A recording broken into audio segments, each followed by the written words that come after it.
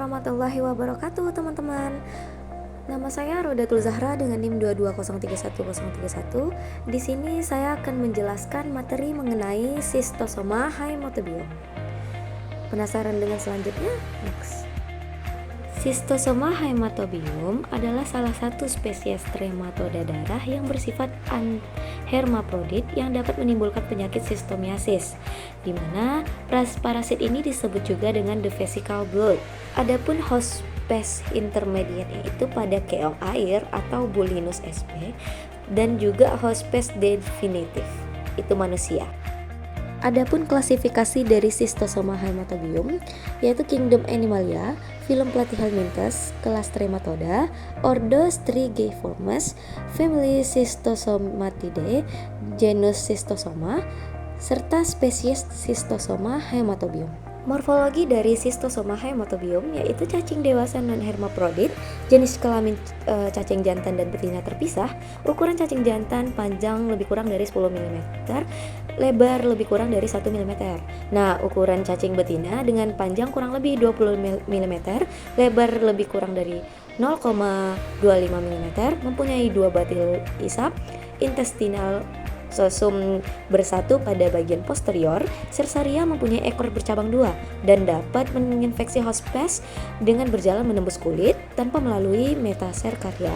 Cacing jantan mempunyai saluran lekukan memanjang di sebelah ventral badan yang dibentuk oleh lipatan kedua tepi lateral. Nah, sekarang kita membahas tentang siklus hidup dari Schistosoma haemotobium.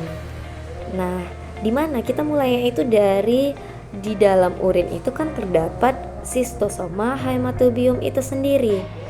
Lalu selanjutnya telur menetas melepaskan mirasidia. Nah, selanjutnya mirasidia itu akan menembus jaringan siput. Selanjutnya sporokista pada siput itu termasuk generasi berikutnya, di mana cercaria dilepaskan oleh siput ke dalam air dan berenang bebas, lalu menembus ke kulit manusia. Nah, selanjutnya itu cercaria kehilangan ekor selama penetrasi ke-7, adapun 8 sirkulasi, selanjutnya bermigrasi ke darah portal di hati dan tumbuh menjadi dewasa.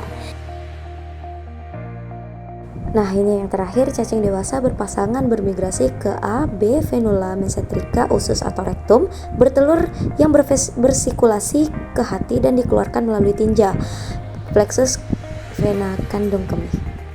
Nah, adapun patologi dan gejala klinis yaitu penyakit sistosomiasis, di mana telur dari Schistosoma itu sendiri penyebab utama patologi. Telur-telur ini dapat terperangkap di berbagai organ, terutama hati dan usus.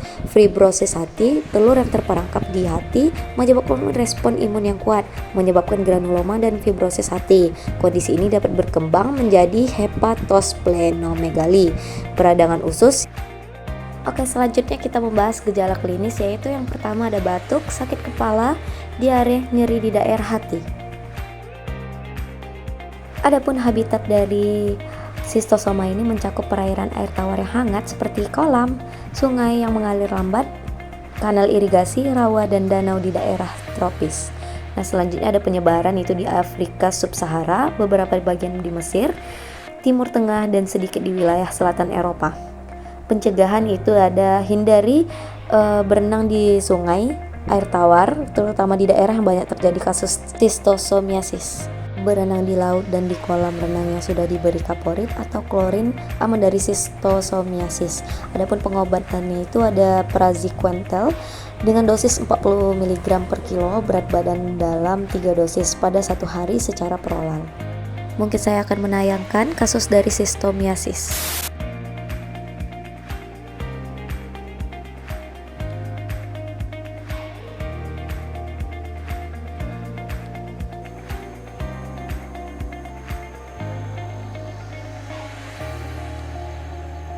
Semenjak saya kerja masuk di dalam hutan ini, pasang-pasang perangkap ikan, nah dari situ mungkin saya terpapar itu. Untuk merasakan penyakit seperti ini, lama prosesnya, lemas, terus sakit-sakit semua badan itu, nggak ada gairah kerja.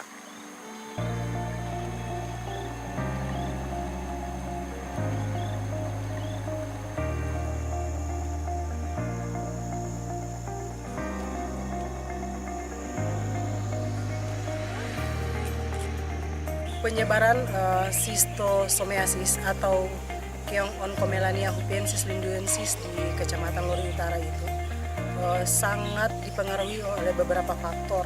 Yang pertama itu dari faktor manusianya, kurang kesadaran menggunakan alat pelindung diri ketika melaksanakan kegiatan di lahan kebun. Kemudian ada juga seperti hewan ternak, mamalia yang bisa terinfeksi oleh Serkaria. Kemudian lahan yang tidak diolah, lahan tidur yang tidak diolah yang merupakan tempat perindukan vektor Keong-Oncomelania hupensis linduensis.